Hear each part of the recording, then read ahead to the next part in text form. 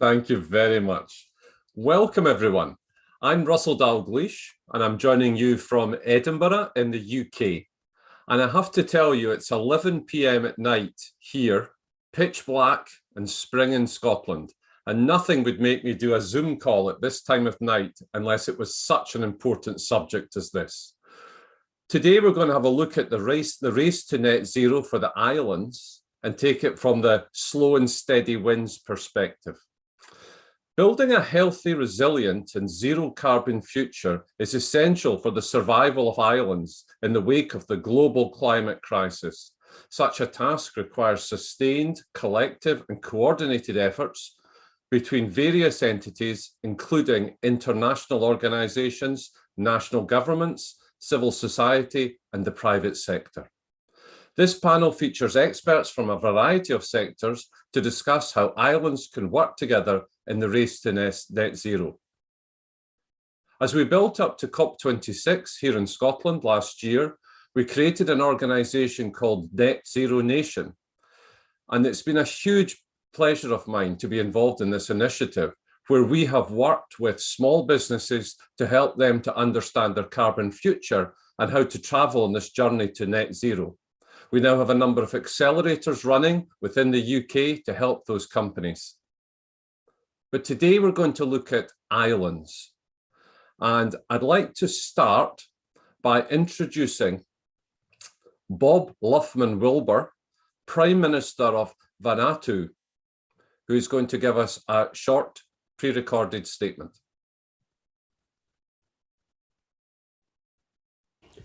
Your Excellencies, distinguished ladies and gentlemen, I bring you greetings from the government of the Republic of Vanuatu and the people of the Pacific Islands. Excellencies, I address you in the midst of a crisis, a climate crisis, which does not come from the Pacific Island region. How is it possible that after 30 years of climate change negotiations, global greenhouse gas emissions are skyrocketing? How is it possible that we are still addicted to fossil fuels? We are on a pathway to global heating of more than double the 1.5 degrees Celsius limit of the Paris Agreement. The time for slow and steady action has passed. We must see sustained, radical, and socially just cuts to emissions now and not later. There is no other option for Vanuatu. There is no other option for our planet.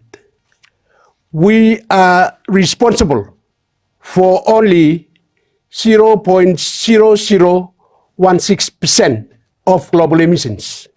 Yet we have one of the most ambitious zero carbon targets in the world. In our nationally determined contribution to the Paris Agreement, Vanuatu commits to 100% renewable energy in the electricity sector by 2030. I am also pleased to announce that just days ago, Vanuatu joined with other high ambition states to sign the Zero Emission Shipping Declaration. We aim to make fossil fuels for marine transport a thing of the past, not only because they are the source climate disasters, but because coal, oil, and gas are also bad for the economy.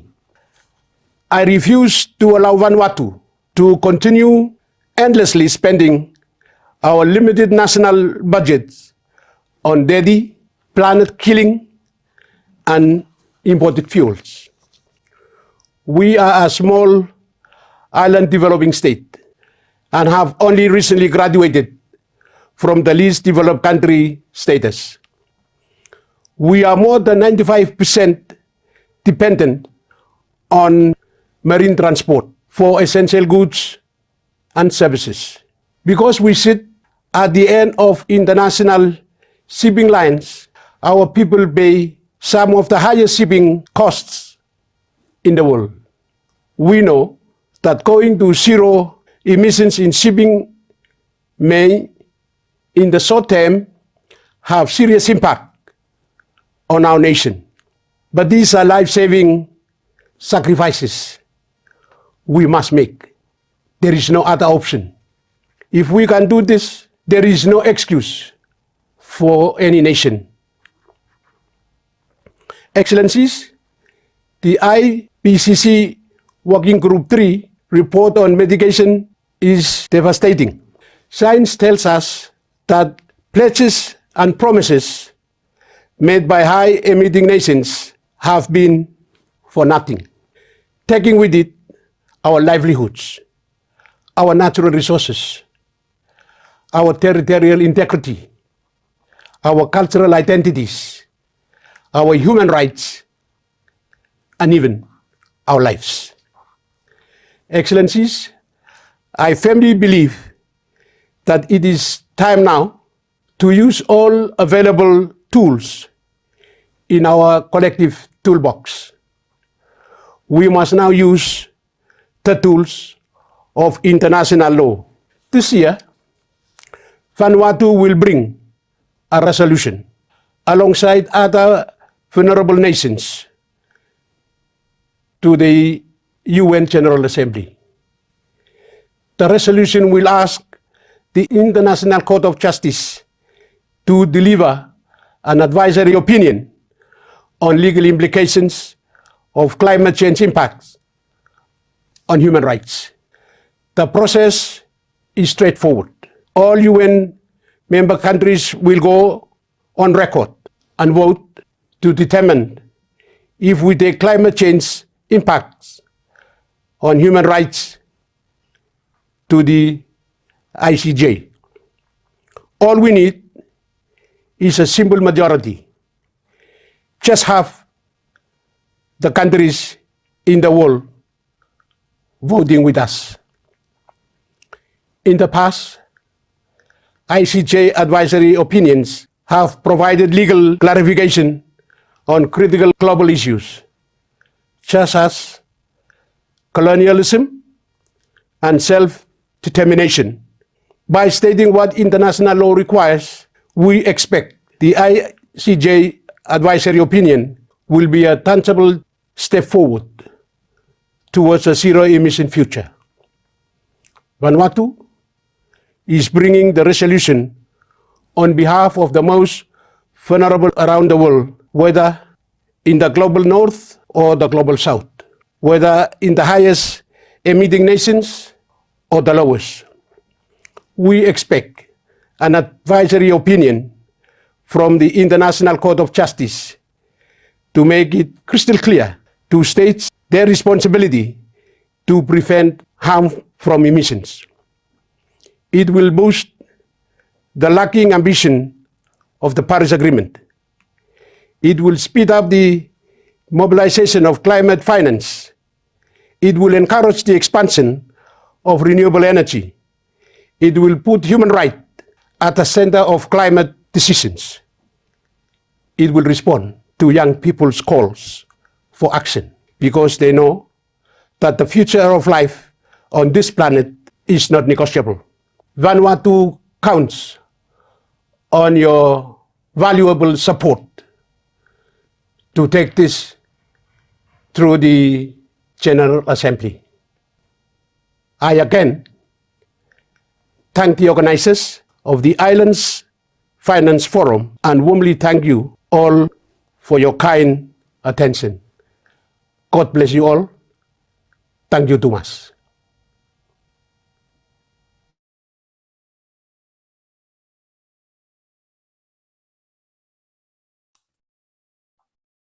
An incredibly powerful message there, one that asks us for action. And that's one of the reasons why we're dedicating our time to holding this event, to encourage the community to get behind asks such as the one you've just heard there. Next, I'd like to move to somewhere a little closer to home from me so that we can hear from Mary Gogan, who is the Cabinet Secretary for Rural Affairs and Islands here with the Scottish Government. Over to you. Hello everyone, and thank you so much for inviting me to speak at this forum. I'm absolutely delighted to be able to attend and have this opportunity to highlight Scotland's efforts to support our islands in their journey towards net zero. And specifically, I'd like to highlight the Carbon Neutral Islands project, which focuses on putting islands at the forefront of our climate ambitions. Now, as we all know, climate change and nature loss are the greatest threats facing our planet. Scotland has declared a climate emergency, and we've stepped up our climate action and commitments through our 2019 Climate Change Act, calling for net zero greenhouse gas emissions by 2045. Even before the last Intergovernmental Panel on Climate Change findings, we knew from previous reports the very real threat and heightened risk that the climate emergency poses to our planet. It's crucial that the international community takes every opportunity to raise global climate action and ambition. COP26 was not only one of the largest events ever held in Scotland, but also one of the most important. And we can be proud of the contribution we made towards a successful outcome. The summit concluded with the adoption of the Glasgow Climate Pact, seeing countries commit to increased ambition and action. The Pact means that capping temperature increases at 1.5 degrees is no longer questioned. Action on adaptation and finance is agreed as critical, and for the first time, there are to be discussions on helping developing countries pay for loss and damage. While the Pact represents progress on many important issues and provides a basis for further action, we all know it doesn't deliver all the asks of every country.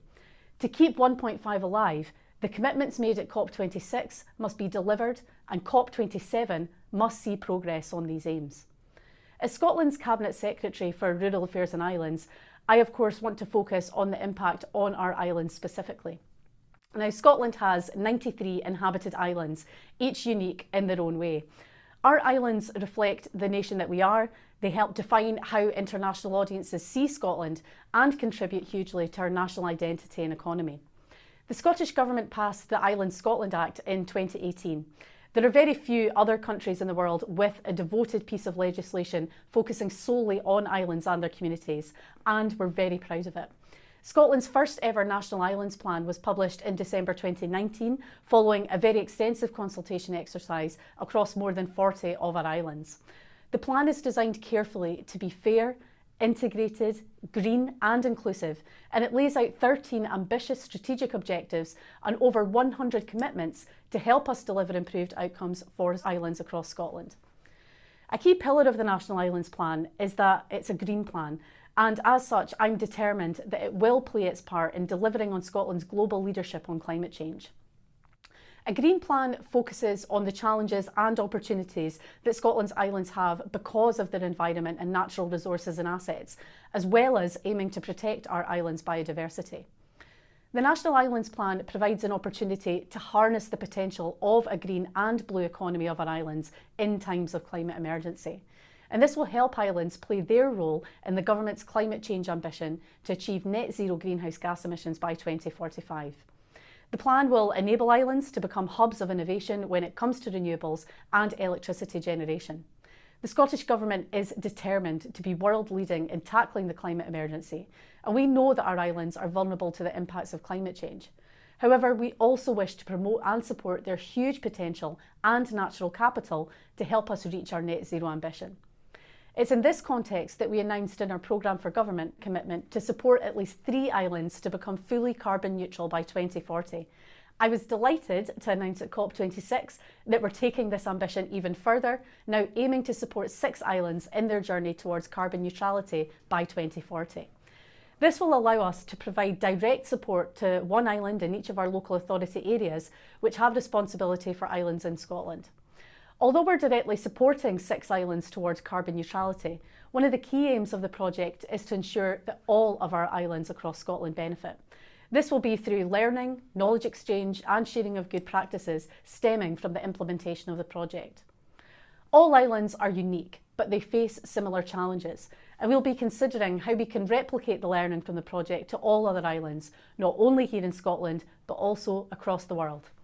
To begin our journey towards carbon neutrality, we will undertake carbon audits in order to support the decarbonisation of all islands in Scotland.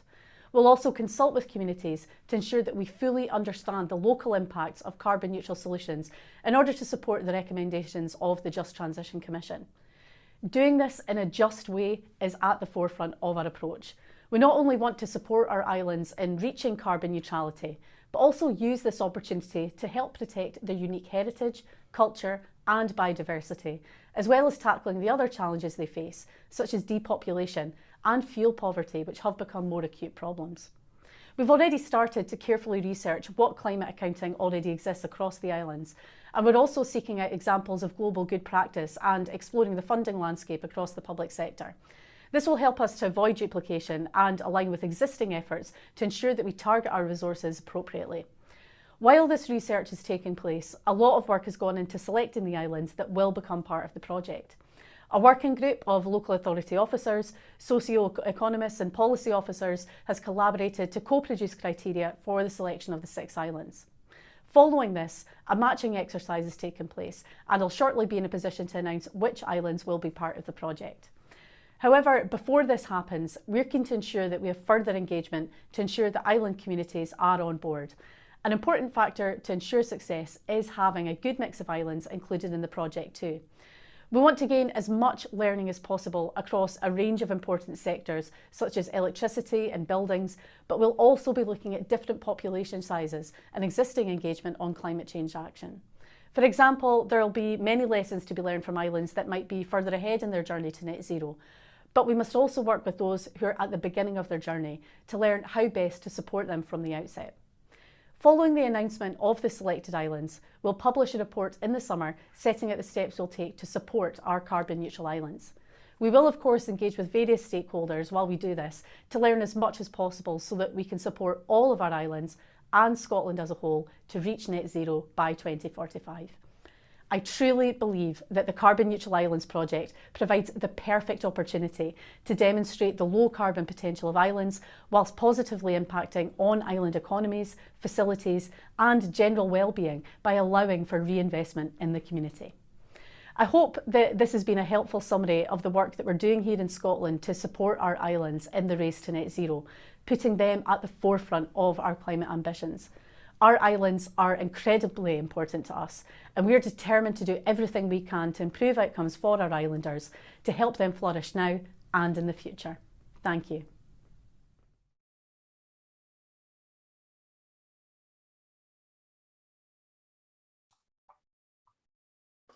Wonderful to hear from Mary there on what's happening in Scotland, and particularly with our islands. Of course, we're on an island itself here in the mainland on Scotland, in the island of the United Kingdom. And the whole concept of our relationship between land and sea is something that's very important to the people of Scotland. So it's great to see this initiative taking place. But next, we travel from Scotland to New Zealand. And I'm delighted we're going to hear from Craig Wees, Chief Executive of New Zealand Green Investment Finance. Over to you, Craig. Thanks so much, Russell. And kia ora, hello, hola, bonjour, bula, and everything else to everyone out there on an island somewhere or otherwise. It's very, very good to be here today. And I was encouraged by hearing about some of the initiatives going on both in Scotland and Vanuatu earlier. That's great stuff. And goes to actually what I want to talk about, which is, ambition to action and action in particularly around finance. So once again, Craig Wees, I'm the Chief Executive of New Zealand Green Investment Finance, and we are a Crown-backed green investment bank. So we do two things. We both invest our own balance sheet into project activities and companies that can help New Zealand on its journey to decarbonize. And we also think very much about market development and how we can act as an institution to bring capital from private markets into those opportunities. So we were formed as an independent company in 2019, and basically to help work in those areas I've just described out to 2050. So we're a long-term institution. We are independent, and we have a very flexible mandate. So we get to take into account New Zealand's greenhouse gas emissions profile and act as we think we need to do to help bend the curve. But why a green bank? I think New Zealand as a country is not a SIDS, but I think there's a lot of relevance to our experience. Even though we have access to sophisticated financial markets and a developed economy, we also are a very small nation. We're remote, and so we share many characteristics with other island nations in that regard. And it's just a matter of degree. And we've had to both consider how we've approached the market and taken learnings from that, which I hope to pass on today about some of our experiences and insights that may be relevant to yourselves as well. Because local markets are really important, and the fundamental principles and approach of much of climate finance has come from very big, very mature markets and big institutions who then tend to put those solutions out and think that the rest of us can plug into them. And that's not always the case, as we very much know. So how do we win the race? How do we get that ambition to action? And how do we design for success? So I just want to talk about a few aspects of that now, and I'm sure and I hope that that can lead to a very vibrant panel discussion here shortly. One, of course, is the economics. That's very obvious, I think, but we sometimes forget that economics matter.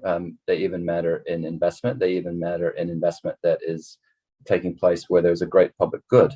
And so I think understanding technologies and where they are, and that is really important, and being able to enunciate that, not only for the fundamental structuring of finance, but also so that you know when dollars that need to be soft money or blended finance can be used appropriately. We're all very fortunate that the economics of many technologies that we want to use today have been changing rapidly. For our own work, for example, in both distributed energy and transport, the lifetime costs or ownership of vehicles, or the fundamentals of distributed energy, primarily solar, rooftop solar, if you will, coupled with batteries, is a very powerful enabler. And I think that for a generation in particular, for many small and developing states, that evolution is very freeing. So we can't forget about the economics. But of course, that's obvious, right? But one of the things that we've also experienced in our own market, and we think is very important, is scale. So, transaction costs and small project sizes, and even the interest of institutions to engage on something that's subscale, are very hard barriers to overcome, and they have nothing to do with the economics. These actually aren't about pricing the deal. They're about the other attributes and other things that can get in the way. Scale matters. So one of the things that we've had to do is, think very much across industries, across local governments, across the country as a whole, as to how we might be able to do things differently to get that scale. And institutionally, we think of ourselves as a bit of a hoover or vacuum, if you will, and that one of the things we need to do is aggregate projects in a form that we can get the opportunities to where the money is in the market. So that's the green investment bank aspect of what we do. It's not just about our own investment, it's about how we think about making those projects investable for others. And that's the third point I want to raise today, which is structuring really matters. We're all faced with the massive challenge of climate. We all have to innovate, but we also need to do that in a way that we can mitigate and take away the attributes of finance that get in the way, so that things can look as plain vanilla as possible. So how we do that, how we mitigate risk, how we even talk about and structure transaction really matters. And when you're out selling financial product to those investors who are considering investing, those things make a big difference. And having experienced investment professionals who do that day in and day out, but are doing it for climate, really helps. For us as an institution, that's meant that we are very focused on markets, and we're primarily made up of investment professionals, and that has been very helpful for us, notwithstanding the fact that we're delivering a public good. So it's the utilization of and in combination of commercial and capital for that public good. That kind of is where the magic is. And that's something that is hard sometimes for policymakers to think about, is how to utilize markets in that way. Finally, one of the things from our own learnings is that, we're fortunate in that we've got a very long mandate, so to 2050. So, and we're independent. So we get some protection from the political cycle, if you will. Any solution has to be enduring. And that's something that has to go into the thinking from the get-go. It's really hard for long-term solutions to survive, if you will, changes in policy and in any other way, and deliver projects. And so thinking about this from the get-go is a way to help make them much more financeable. And it also gives you other benefits in terms of structuring for capacity and capability in a long-term way that is very, very helpful in a local environment. So I think small markets face this problem. We need to import talent from big markets. How do we keep that and get it and build it? And having an enduring solution is very useful, particularly when it's not just project-based. Projects are great, but projects come and go, and flexibility around how an institution acts for climate really, really matter. So I think that's about me for getting into the conversation, and I look forward to the panel discussion and all those aspects that we'll chew into shortly. Kia ora. Back to you, Russell.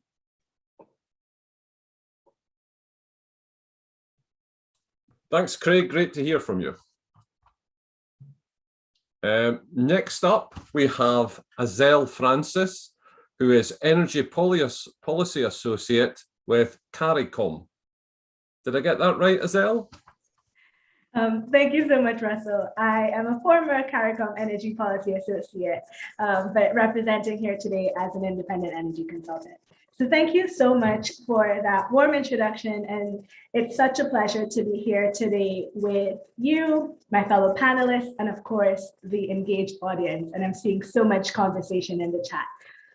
So earlier this month, a Bloomberg article highlighted that according to US climate envoy John Kerry and other Western leaders, the private sector will lead the battle against climate change, given that governments can't raise enough money. The same article went on to highlight that officials from Caribbean islands are less optimistic. I share this excerpt with you because it represents what I consider to be two sides of the story of the race to net zero islands. Today, many Caribbean islands are already experiencing annual hurricane damages that exceed 0.5% of GDP on average. This number will only get larger if we don't act on climate now.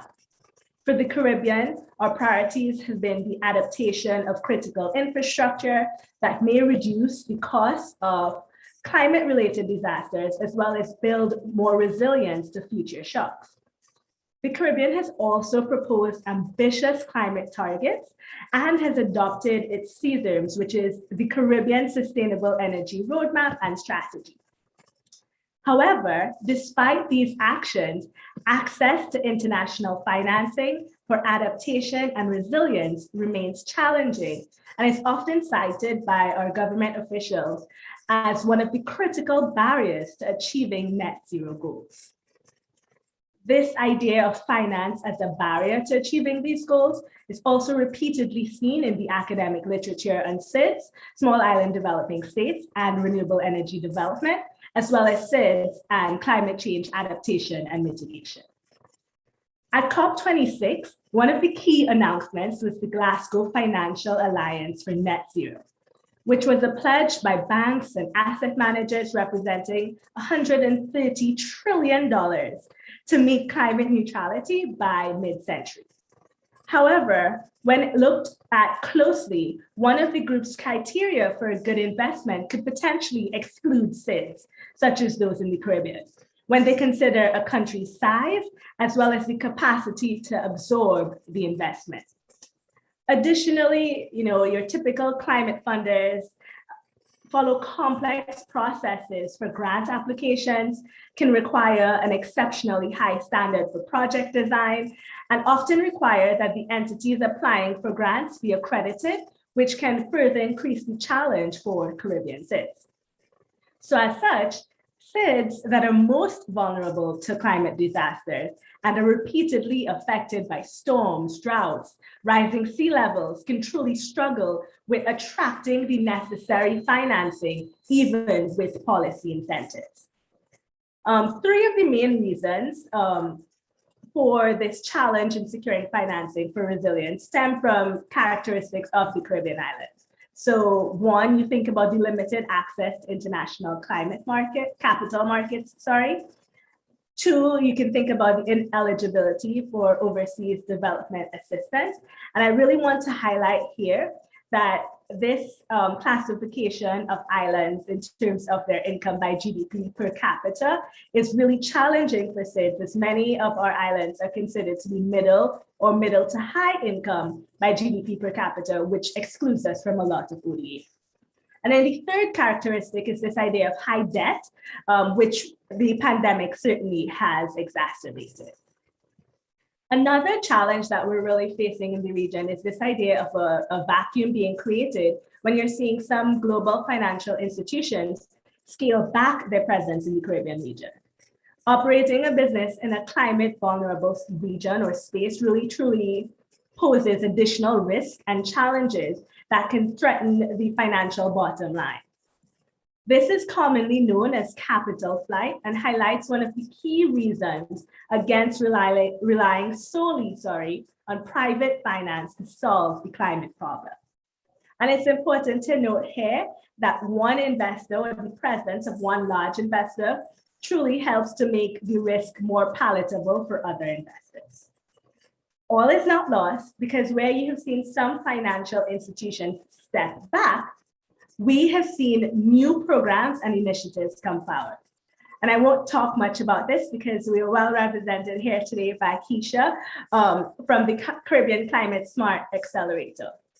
Another program is from the Inter-American Development Bank, which launched its Sustainable Islands platform back in 2017.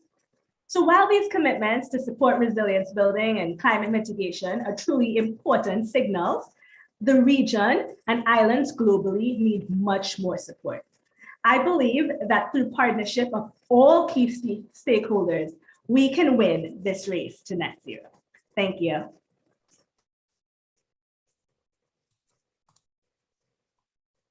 Thank you now. That was superb to hear from you. I'm delighted you're going to be joining us on the panel as well.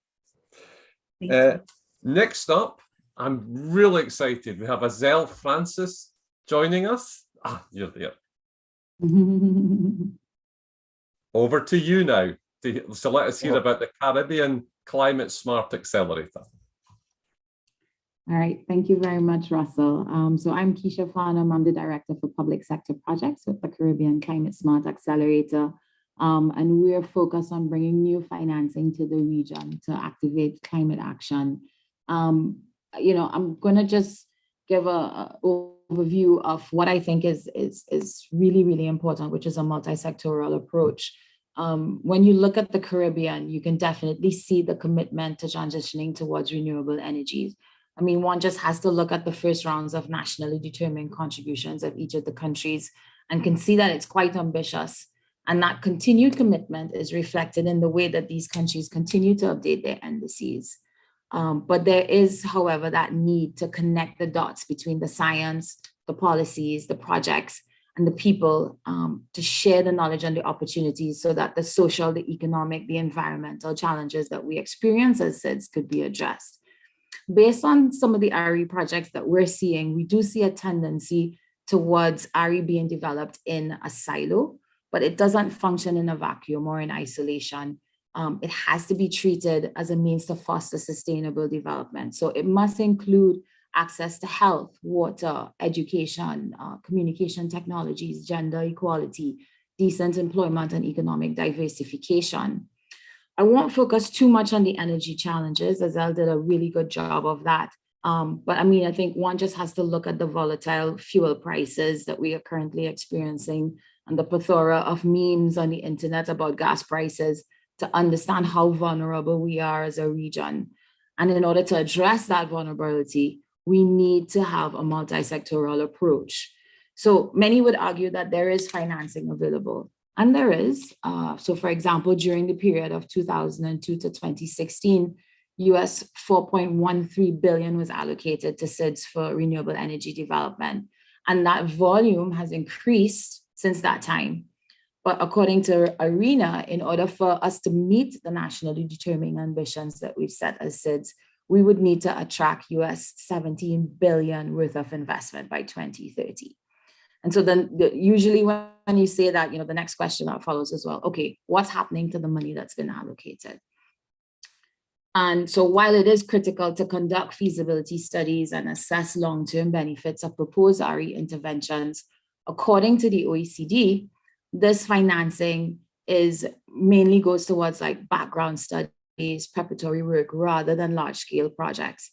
And some areas of energy development are supported more than others. So for example, wind energy has not received as much support in terms of financing. And even the biggest commitment to wind energy for SIDS is insufficient to develop wind power on a large scale. Additionally, in order to be able to facilitate the energy transition, the innate constraints of SIDS need to be taken into consideration. So for example, limited land space, storage capacity are often common problems, but even internet and mobile connectivity, which is needed in order to adequately monitor RE projects and ensure their sustainability, is lacking in some jurisdictions. And then of course, there's it's clear that financing isn't necessarily flowing to all countries and that some countries are being left behind. So those islands with the lowest energy access rates are not necessarily the ones that are receiving more energy related aid. However, all is not lost. This can be mitigated by greater coordination between donors and project funding bodies. And so, for example, CCSA is currently the co-chair of a newly established Caribbean Development Partners Energy Working Group. This group was initiated by the Inter-American Development Bank and was formed as a coordinating mechanism to optimize the development partners' assistance to countries in the region for projects and technical assistance, whether that's planned or ongoing. And in order to improve that whole joint collaboration and synergies and to avoid, and reduce overlaps. And then of course, CCRE very, very recently, actually within this month, launched their R3AD web portal as a collective mechanism to avoid duplication of regional efforts too as well. At the SIDS government level, so moving to the governments at the national level, the onus is on government to address the legal and regulatory barriers that will facilitate large-scale deployment of renewables, while at the same time strengthening national ownership in such investments. And this has to be backed by policies, regulations, emission monitoring systems. There also needs to be a strengthening of national systems. So the creation of strong, domestically accountable national planning systems that will definitely help to create long-term returns, but will also supersede election cycles. And this backed by interagency coordination, which is also quite critical. So for example, the creation of focal units within relevant ministries for RE projects and financing will help to prioritize the funding and also track public expenditure on RE. For many SIDS, they are inundated by a proliferation of small donor-driven projects, and they all have limited capacity. I remember in a conversation quite recently with one of our countries, there is one person in the Department of Energy, and he was so proud. He had just finished a funding cycle and had gotten approval for this funding cycle, but it was him alone working on it. And so when you have a number of donors approaching you and a number of small uncoordinated projects, the reporting on that and the bureaucracy around that could become quite overwhelming. So a movement towards a holistic and very much a countrywide focus of development can definitely reduce administrative roadblocks and the cost as well. And there is support being provided for that kind of holistic planning. So for example, CCRI, again, they have been rolling out the Integrated Resource and Resilience Planning Program in collaboration with RMI and GIZ, which they've completed for Belize, Guyana, Trinidad and Tobago, and they continue work in St. Kitts and Nevis. But what these plans do is bring all the moving pieces together, and so that there is this holistic movement towards implementing renewable energy in these countries. And so from the discussion so far, while we see that there is this need for political leadership from developed countries, and there is this need for them to accept, and have greater transparency and accountability in existing and future commitments, and in ODA financing, in order to be able to ensure that the existing financing goes to where it needs to go, and that there's also better donor coordination. The SIDS leaders of themselves also play a very critical role in strengthening the national planning systems. I think a really good example of this is the government of St. Lucia and their country financing roadmap, which they launched in 2020 with the support of the World Economic Forum Sustainable Development Investment Partnership. And what that plan basically does, it's an action plan for them to unlock greater financing towards achieving their sustainable development goals through public-private collaboration that includes renewable energy. So it's actually a quite seamless plan and really a great model for other countries to follow. And then finally, of course, and Azelle touched on this, the role of private sector is critical. The truth is we cannot meet that US 17 billion worth of investment by 2020 without the private sector.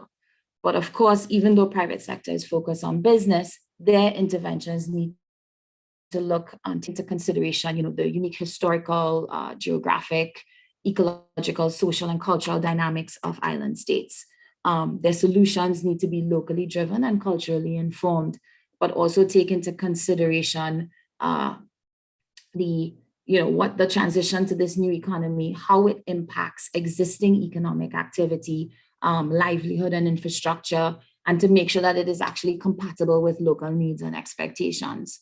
And of course, again, talking about how it's a tripartite approach, the bulk of this investment, while it needs to come from private sector, they need the support of the multilaterals and the national development institutions in terms of mobilizing these private sources. So they play a critical role, particularly within the space of being able to activate blended finance, which mixes commercial lending with grants, concessional loans, technical assistance as a way of supporting projects, but also offering guarantees for political credit, liquidity risk is also a good option.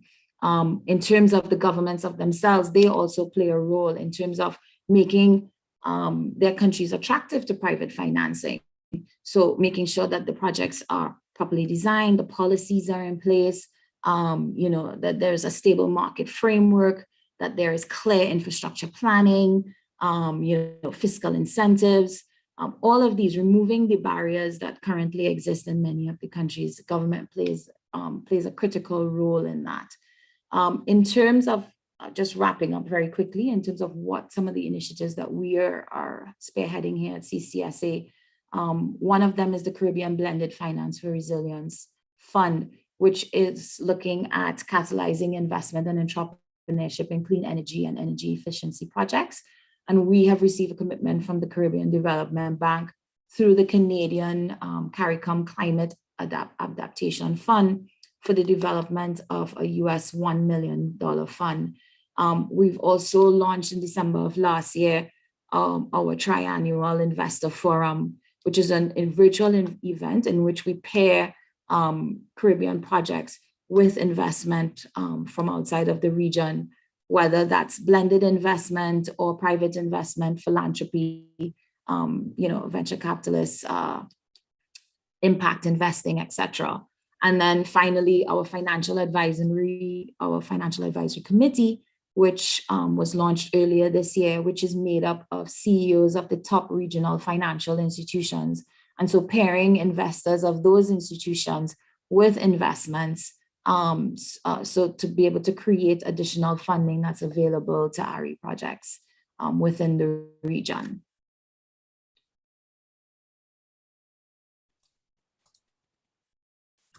That's wonderful. Thank you so much for sharing that with us. Can I just check with James Elsmore? Are there any other speakers, or is it now time for the panel? It's time for the panel. Time for the panel.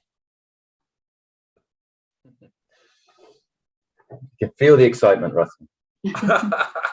Hey guys, it's 1:45 now. I can get away with anything.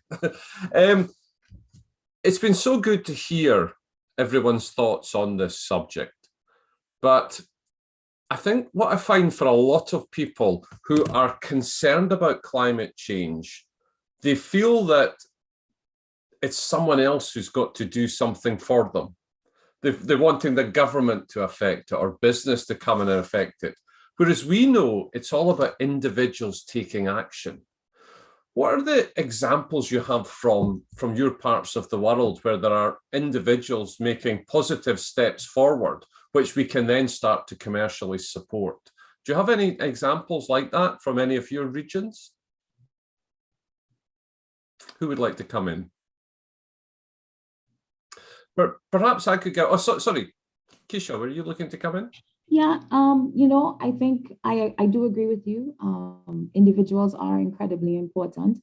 But I was making the point earlier to Craig that what we're finding is that in the cases where, you have projects that are driven by scientists or that are driven by civil society or that are driven by individuals, the missing key seems to be that business development element to it. And so, I do think that while we do have a lot of persons within the region who are filled with bright and amazing ideas, bringing projects to the point to which they are investable is where we need to have that capacity built within the region. We have a lot of funding that has been allocated by some development agencies towards proof of concept. So, there are lots of new ideas out there that, the proof of concept is there, but how do you turn that into a business, right?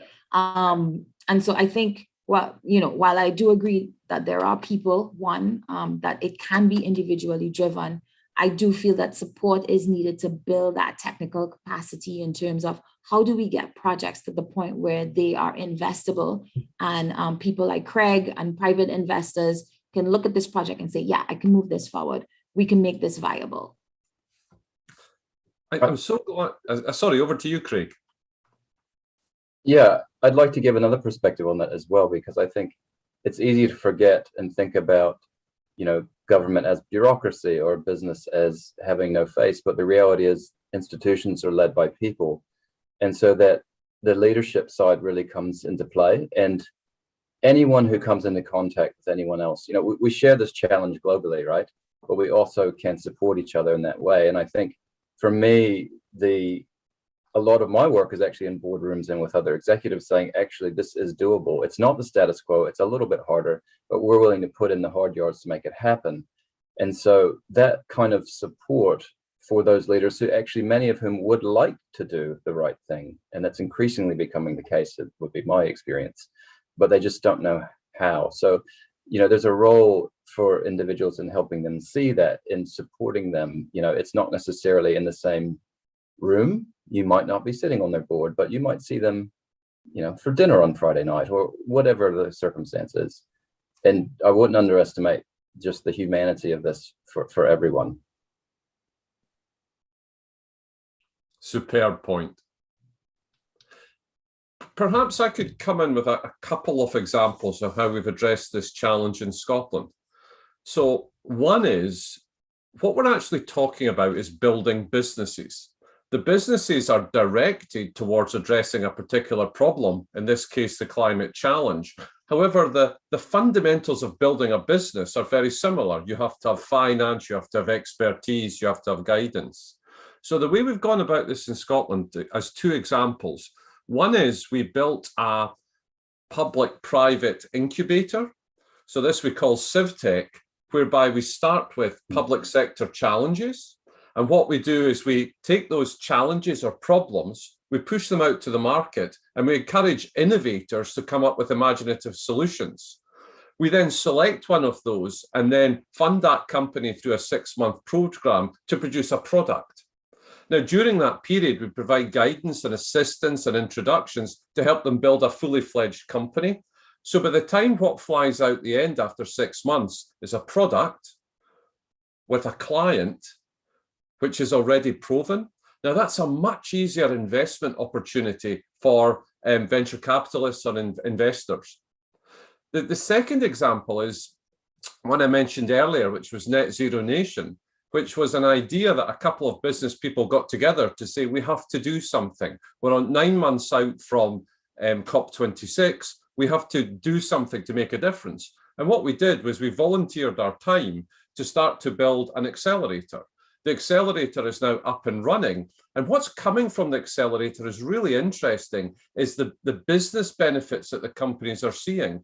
They're seeing the important benefit, which is a reduction in their carbon footprint and an understanding of how they can reduce the effect they have on the environment. But they're also seeing the commercial benefits through identifying local suppliers, through improving their engagement with the government sector, through accessing new funds that they had no idea about before. So I think that kind of idea of collaborating and working together is a key part to this solution. Yeah. Russell, I think to follow on to the point that I was making earlier, there are interventions that are happening within the region. Compete Caribbean looks at helping businesses to build out so that they can scale. And we actually just started a collaboration, so late last year into early this year, with the World Intellectual Property Organization in terms of helping projects that have huge potential to become investable and to become business ready. And so we're running, the first part that we just did was the pilot, basically to ascertain what are the elements that we need to address and how we need to structure this program. And about 9 chosen projects are going to go through a process similar to what you're describing in terms of getting them up and running. And at the end, they have something that they can take and say to an investor, here, you said that all I needed to be was ready. So now I'm ready. So invest, right?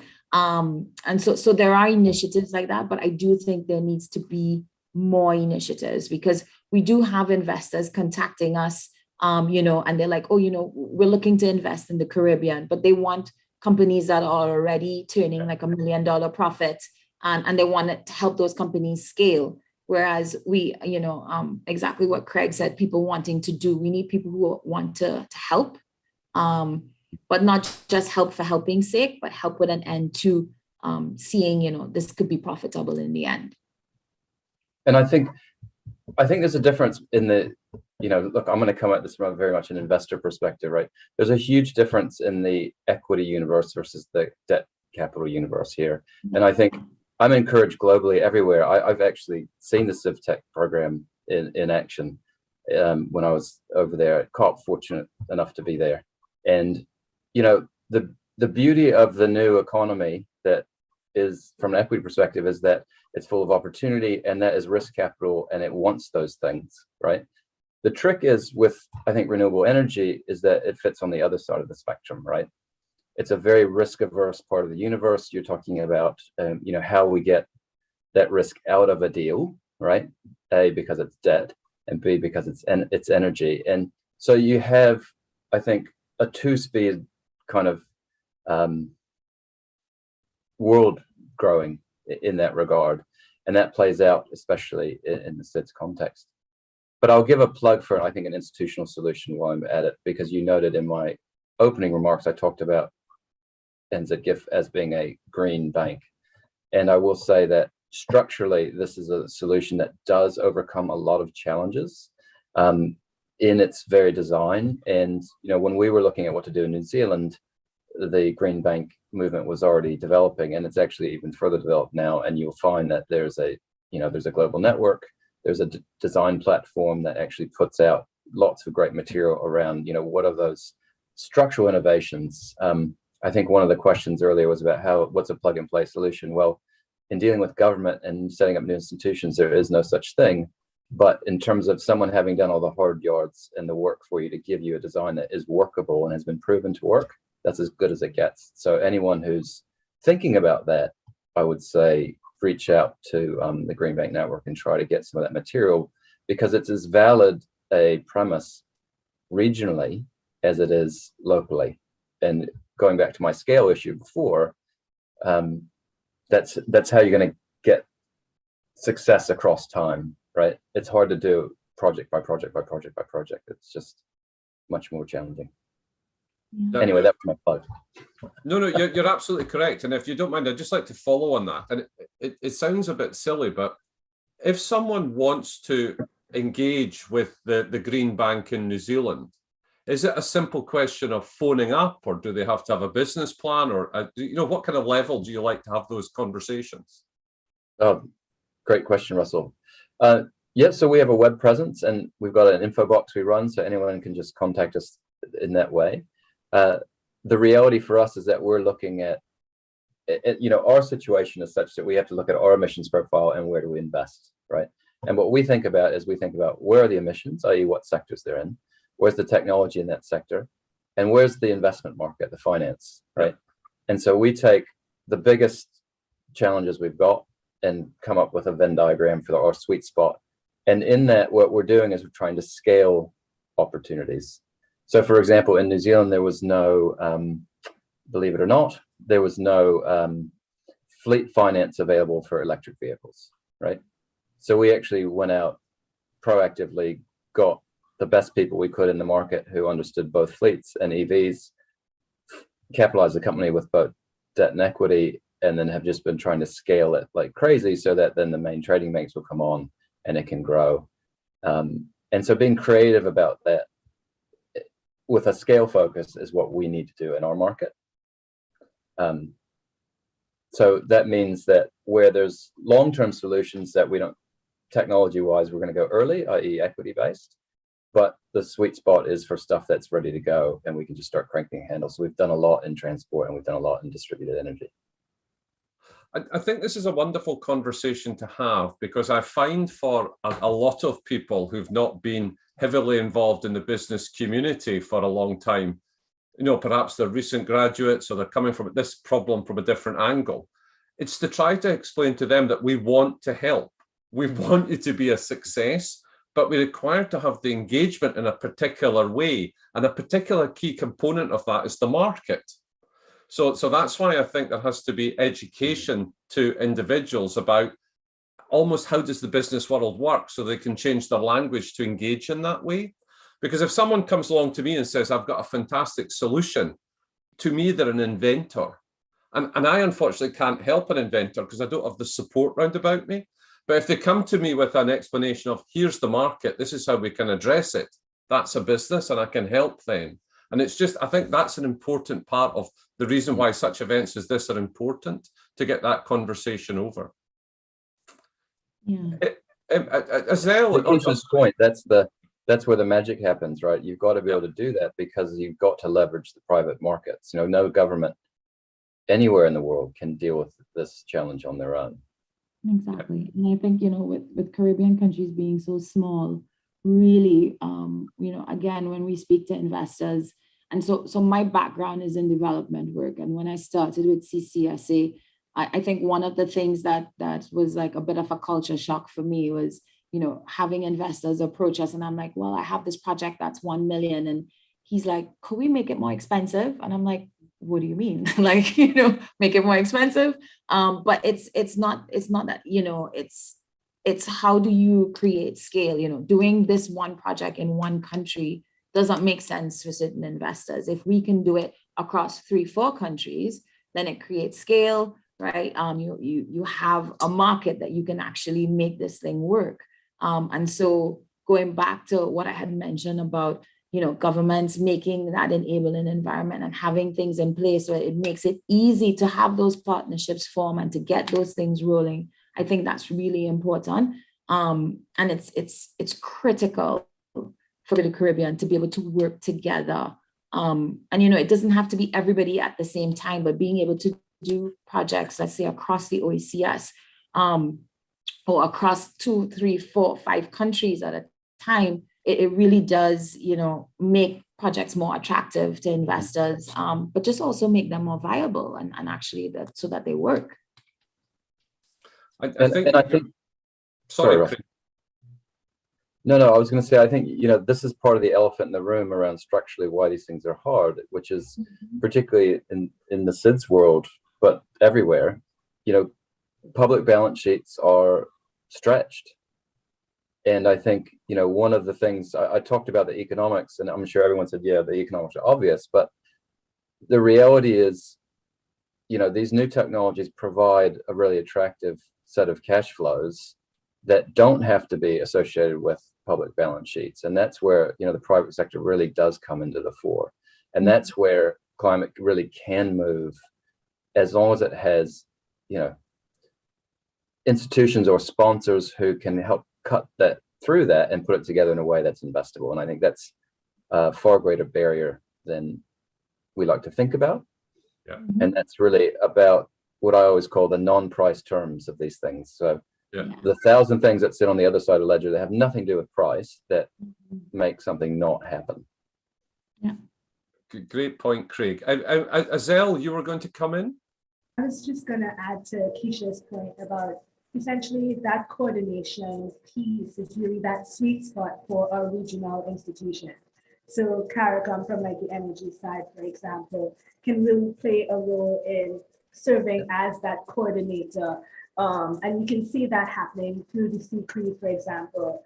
You see their initiatives with like the PPF, which helps to develop these projects to make them more bankable. But you also see it from the regulatory side and the creation of an environment that is conducive to investment. You see things like the TAPSEC Health Desk, which actually helps national governments create these policies and mechanisms necessary to be more attractive from an investor perspective. Thank you.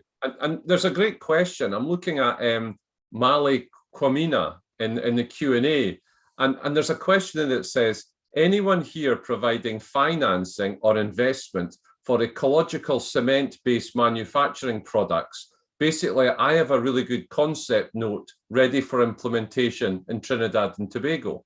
And the challenge that as an investor I find with that is, is that fleshed out as a business whereby I could look at it as an investment opportunity at an early stage, or is it just an idea? And that's where I think pulling in individuals with business experience to help us is vital. And there's such a wealth of experience now in the world of individuals, perhaps in their late 50s, early 60s, who've kind of had a successful career and now want to give back, and seeking out those individuals. So in Mali's example there, I can think of a couple of people in the manufacturing sector, in the build sector, who've now retired, who might be interested in having a look at that to see if that's something they could provide some advice and guidance on a route to building that into a business plan, which then becomes an investable proposition. Yeah. We get a lot of projects. So we have a portal that people can submit their projects to. And it's been a process of refining what that portal looks like based on the types of projects we're getting. We're realizing that certain things are not immediately apparent to persons. So, questions, so a simple question like how much financing you're looking for. Most persons can't answer that question. What type of financing you're looking for? Is it debt? Is it equity? And being able to, and we've had to explain that. So we've had to take down the thing and just kind of put the definitions for those things. So you might have a really amazing idea, but you haven't considered any of the things or the key things that investors will be looking at. We have liaised with some of our investors to say, okay, what are some of the key information at a first glance you need to see in order to know whether you want to know more about a project? And a lot of those key pieces of information, most persons who are presenting projects to us don't have that information. And so there's a difference between a really, really good idea and a good concept note versus a good business plan, right? And what we're seeing is a lot of really good concept notes, yeah, and still trying to get people to understand, okay, no, you need to be able to tell me how much money you need, and for each stage, and being able to work that out and the type of financing you need, etc. Yeah. And that's where that's the a really key of all this sits, the business plan. Yeah. Sorry. I think building on that comment, Keisha, I think, you know, understanding investors and just that little bit of extra financial literacy can go a long way in that regard. Mhm. And Yeah. I think one aspect that's really not well understood is what investors can and can't do. So, you know, the investment universe has its own constraints, and what you'll find when you start poking around is that, for example, in New Zealand, I'll talk to our local market, you know, most capital is managed for, if you will, liquid investments only. And so by the time you get to what we call the alternative universe, you're at less than 2% of managed capital in the country. And that's where all the opportunities really are now for the most impactful climate finance. And so understanding how, you know, the investment market works in your local market, or whether it's even functional, right, which is, I think, you know, a big part of that as well, goes a long way, because it goes to how you have to have the right dialogue and how you have to structure the deal to make it attractive to where the money is. And that's a barrier. Yeah. I wanted to suggest a piece from my own experience here about getting that expert advice, because as an entrepreneur in this field, you don't have to know all the answers. But what can help is you've built a network of people with the expertise to help you. So every entrepreneur I meet who's got the great attitude and a great idea, I encourage them to go and reach out and find someone with a finance background who maybe will give some of their time for free to give them some help. You know, somebody who's been a finance director, for example, because that individual can structure that information in such a way that they can help you build the model to then have a much better conversation with someone like Craig. And it's a question of reaching out. And a lot of these individuals are what we call part of our diaspora. So this could be someone from Barbados who's built a really successful career in New York and now wants to contribute back a little bit. And because of these networks such as LinkedIn we have, you can reach out and contact these people and at least attempt to engage in a conversation to get that help. And I think it's important for all entrepreneurs to focus on building their network so they have those individuals to help them. When they face the conversation with an investor, you don't want to be there on your own doing that. You want to have a great team with you. Yeah, I think you've just given me a great idea for one of our investor forums that will be focused solely on people from the diaspora. Yeah. Thanks for that, Russell.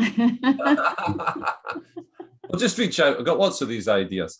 So I'm looking at some of the other questions that are coming in, and some of them are about, it's easy for me. I'm living in the UK. We have a very sophisticated investment market. We have great networks. We have an entrepreneurial tax system. But what's it like in countries that don't have that? And what can we be doing to support and help them? What insight have you got on that? Well, honestly, I'm hoping that's what our financial advisory committee that we set up would be doing. So far, we have 9 regional financial institutions signed on at the CEO level that's sitting on this committee. And the idea is to bring projects to them for investment, but also to offer advice as to what can be done in order for this project to be investable, right? And I'm really excited. That's actually the first meeting is being launched in May. And I'm seeing that as a mechanism to address exactly what you just said. Great. What about you, Azelle? Have you seen anything in this area? What to do with people who don't have the access to the opportunities that we have on this call? I think just going back to your idea about LinkedIn, a lot of the times we're seeing a lot more one-to-one connections where you're realizing that the world really does exist through this like 6 degrees of separation idea. So you're only 6 degrees away from the person that you need for whatever. So I feel as though I've seen a lot more younger entrepreneurs taking the risk and putting themselves out there, be it through social media outreach or more formally through like a LinkedIn network. Your comment, Azelle, just triggered something for me. So we were selected as Earthshot nominators, and in going through those Earthshot, we got 67 applications. And interestingly enough, for a lot of the applications, there's this one question that says, is anybody else doing what you're doing? And so many people answered, I don't know. And you could solve that problem by just doing an internet search, you know? So, you know, that all of that is creating a network, because there may be somebody who's doing what you're doing. And because I have knowledge of, and, you know, particularly within the blue economy, I do know other people who are doing what you're doing. But what sets you apart is that you're doing it where you're doing it, yeah, or for the audience that you're doing it for. But there are other people who've gone through the process or are going through the process and can share information with you and can, you know, help you. You could avoid their pitfalls because they've been through it already. And so just doing that kind of basic research to understand who else are the players in this field. And even in doing that basic research, sometimes you might find that maybe this is not the idea that you're moving forward with, because there are tons of other people out there doing it and doing it better. So it's something else that you might do, right? But any way you slice it, doing that type of research, I think, is really critical, and would help you to build your network. As you say, cold calling, reaching out to people. You'd be surprised. A lot of people do answer. And I think it's to try and get the message out there that we want these solutions. We need this to work. I was given an interesting example a couple of years ago in a completely different field, but it was from an investment perspective for an early stage business. And this young lady had developed a type of chemical, and it was aimed at the medical sector to address people who had peanut allergy. And she'd written a great pitch, and she talked about how the chemistry went together, and she talked about the problem.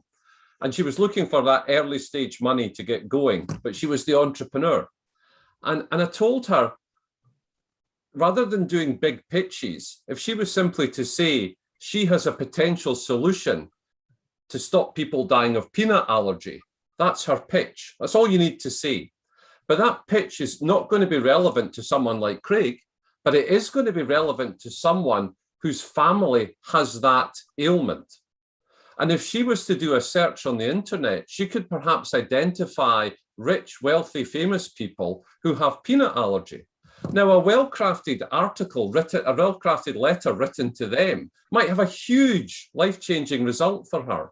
And that's what we look for. We have to look for that imagination, that creativity. Now, it may be because of physically where you're based in the world, it may be because of the type of solution, it may be because of a number of reasons. But I think for everyone, we want these solutions to be a success, but we need that creativity coming through about how to engage with us, so we'll help. I think tying that together and with the question, which was, you know, how can you get past some of the barriers where the markets aren't as developed? And, you know, we've all talked a little bit about where the money is going around feasibilities and early, right? I think there is a role for, you know, governments and others to say, actually, you've got a great flow of funds here. Let's get that in building things that are more enduring, whether they're teams or institutions or whatever, so that, you know, we get past a single project. We can aggregate projects, right? We get a capability. Sorry, I can't remember, Keisha, it's you as I mentioned before, the one person doing the thing. You know, we build some capability so that you can actually do these things, because that's a lot. There is a lot of money going to those. All those projects aren't going forward. And if you could use it slightly differently, you know, just change the rules just a little bit, your outcome set will be very different. And I think that's something that actually can be done, you know, in theory, it could be done tomorrow, right? Yeah. So, you know, these are things where people have the power to do that. Craig, as you said, that brought to mind an example of a young entrepreneur in Barbados who had created this thing for an electronic bike. And, you know, there was no uptake, right? Because it's not culturally relevant, and it's also very, very hot to ride from place to place to get to work and that kind of thing. There's, you know, no bike lanes, so the infrastructure and that kind of stuff for biking, like the way that you would do in the Netherlands or one of those other countries, it doesn't exist. Not that it can't, and I'm not saying that it shouldn't, but I'm saying his intervention for Barbados was, you know, it was not the market, right? He goes to the US and it gets a quick uptake, but it's not for the actual bike. It's for the engine that runs the bike, right? And they use it for something else. So even in that, just kind of looking at what you're doing, is this the market? Yeah. And is it that the technology can be probably marketed for something else? Or, you know, you have another avenue that you could look at outside of what people traditionally use this technology for. So that Russell was referring to, and just that thinking outside of the box. But I remember that example, and I just kind of smiled, because the person who gave me the story was basically saying it from the point of view that, you know, the Caribbean people don't appreciate Caribbean entrepreneurs and And I was like, it's not necessarily that. There was no market for it. Like, who could invest in that? It wasn't going to make any money, you know? And it was more about using the technology in a different way, you know? So I think that's something to be considered. I think that's a global theme, that lament in local markets always. I think there's also something about being visible. So I invested during lockdown in an organization in Delhi that was doing something that took a particular interest of mine. Now, because the young lady who drove the organization had written an article, and I read the article, and I thought, that's a great idea. I understand the problem she's addressing. She's got the right attitude. And I reached out and contacted her. And then we built a commercial opportunity. And now I invest her, and her company is beginning to grow, and I'll be out there probably in October to go and see her. But she was visible. So if she hadn't written that article, I wouldn't have invested. So, and what caught my attention in her article wasn't how she explained what she did. It's because she framed the market opportunity first, or in her case, the problem. Here is a problem that exists in my society, and this is what I'm doing about it. And I thought, well, that's great. I can understand the problem. You seem very good. Let's start a dialogue, and then we'll build something out. And it's a question about being visible. Do you get a lot of that? Like, as Elle, do you see people being visible about the types of solutions they're coming up with? So a lot of my work dealt with the institutional side and policy side. So I didn't have too many people interactions. But one of the things that I keep thinking about as we have this conversation is actually island innovation and the ambassador network that it's developed. So a lot of times you have innovators, entrepreneurs, business-minded individuals who have really, really great ideas in one part of the world. And what Island Innovation Ambassador Network allows for is that sharing of knowledge from one part of the world, these islands, to another part of the world in other islands. So I think like seeing that visibility, because they're able to talk to each other, have that connectivity as well, being able to share really allows for that transference of knowledge from one part to the next, and kind of in some ways, a lot of the things that we've been talking about from a networking standpoint as well. Excellent. Sorry, I'm just typing something that's not working. Yeah, I'm back now. While you're doing that, I'll comment on a piece of that, which is, I think, you know, the beauty of kind of early stage equity investment, of course, is that generally speaking, you know, having a global solution, a global market doesn't matter where you're originating the idea from, right?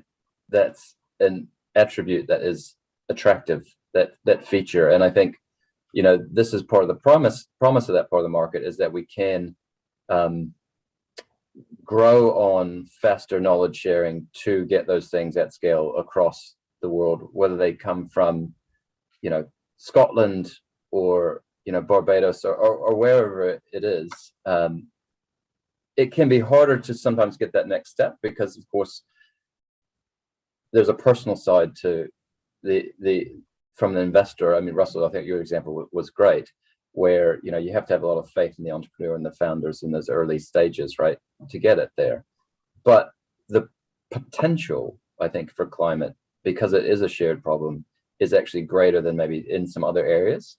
And so in Scotland, back at COP, there was, for example, a local venture capital group called Greenbackers, who, were building off this very concept. And I think the CIFTEC program that Russell mentioned earlier, is similar. Where these ideas originate is less important, and that is, and hopefully can be powerfully motivating as long as they're presented in the right way. Coming back to one of the other key themes here that we've talked about. Yeah. So the reason I was typing just now was that I'd just seen the flash come up that Elon Musk has bought Twitter. So $68 million or $68 billion or something, whatever it is. So there's an example of capital. Now that capital could have been used for investing in all of the people who've on this call today who have solutions. But also we know that there's going to be a change in the way that we communicate. He's made this investment. Now, what I encourage people to do is, why aren't you speaking to Elon Musk if you've got a solution that can perhaps make electric cars better? Why aren't you speaking to Elon Musk? And people will say to me, well, how do you contact him, right? So here's a piece of advice for everyone watching this. You go into a website called CEO Email, and you type in Tesla, and you will see Elon Musk's email address will pop up. Now, I'm not suggesting everyone on this call then writes to Elon Musk and says, can you invest in my idea? But you never know, by approaching individuals like that, who are perhaps in the sector you're in, you might just spark some interest. Now, never before in the history of the world has it been possible to contact and access all this capital by reaching out to individuals. But the need is there for the entrepreneur to do that, to try to reach out. It's Elon Musk office at teslamotors.com. And this information is publicly available to everyone. I'm sure Craig would like you all to contact him, but Elon's there as well. I know this is something that's going to cause a huge change in our world, and the fact that the whole Twitter atmosphere will change and how it operates and how we can use that to share information about what we're all doing. And that's why I think that the whole climate change sector, we need more people to think like entrepreneurs and to go out and grab these opportunities. But I'd like to, after that was a little aside there because I got a message. I'd just like to finish to ask each of our panelists their final thoughts. And what I'd like them to do is to address their thoughts to the individual who's watching this live or watching this recorded. They've developed a solution that they think could help with climate change. What steps should they take? And if I could start with you, Azelle, first of all. Sure, thank you. This is a really great discussion, so thank you again for this opportunity. I think that one way to start is to actually reframe the idea that you need to, I'm not sure what to do next, to really start thinking about it as perhaps a research paper, as that can just bring it to something that a lot of people have written, right? So when you're doing a research paper, one of the key things that you need to address is what is the problem? And then the other part that you need to address is who else is working on this problem? What do they say about it? And that's in your literature review. And that's really an important piece of developing your business case. And then the last piece is, once I figure out who is working on it, how can I get in touch or connect with people who are working on similar ideas or who have solved similar ideas? And can their ideas be creatively transformed such that it's applicable in my cultural context or regional context? And that would be my 3-step program. Thank you so much, Azelle. That's a great takeaway. And if I could turn to you, Craig, in New Zealand. Yeah, I'd say flip things around. So one of the challenges is, everyone in the climate space is really passionate. Don't talk about the climate aspect for a minute and think about what your proposition is that's non-climate focused, because that's probably where you need to focus. And the second thing is, don't focus on your strengths, focus on your weaknesses. What are the constraints that are getting in the way of you being successful? And look for solutions there. Because if the proposition is as strong as you say it is, and it is going to help the climate, and if you can deal with the other stuff, that will come. But I think we tend to look at it the other way around. And that would be my advice. That is great advice, Craig. And can I thank you also for sharing that example of the financing for electric vehicles, because that was a market gap there. That's a brilliant example as well. Keisha, can I leave the final words to you? Yes, you can. Although Azal and Craig, I think, covered a large portion of it. I would say know your audience. So a lot of times people, they're so caught up in this passionate project that they're talking about it from their point of view. So every time you pitch a project, you need to think about, okay, what is this donor, this philanthropist, this investor, what's their main interest? What are their goals? How can I make sure that what I am doing falls within, what they want to accomplish? So that's one. I would also say, kind of look at what are the nationally determined contributions of your country and what is the legislative and regulatory environment in which you are operating, because that can help you to structure your project in such a way that those don't become roadblocks later on down the road. And so that you've kind of prepared that space, but also understanding what that environment is within your country can also unlock financing or incentives or other things that might be available. So, if your country's made certain commitments, then there may be certain programs that have funding that's available for certain types of projects, etc., that you would only know of if you did the research to do it. And then finally, I think what I would say is try to see who else is doing what you're doing out there and learn from their mistakes, or just try to reach out and try to get more information. Be very aware of the market in which you're operating. And I think that would be really, really useful in developing your projects. Thank you so much. That, anyone capturing that final 5 minutes, that's just the takeaway from this session. So I'd like to thank you all for joining me on this panel. I'd like to thank Island Innovation for arranging all this. And I'll just pass back to James, as that's done now. I think that's a yes. Thank you everyone for participating, and we'll see you tomorrow with another session. And we hope to see you in the forum this week.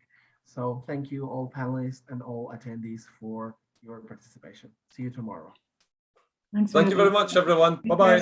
Thanks. Bye.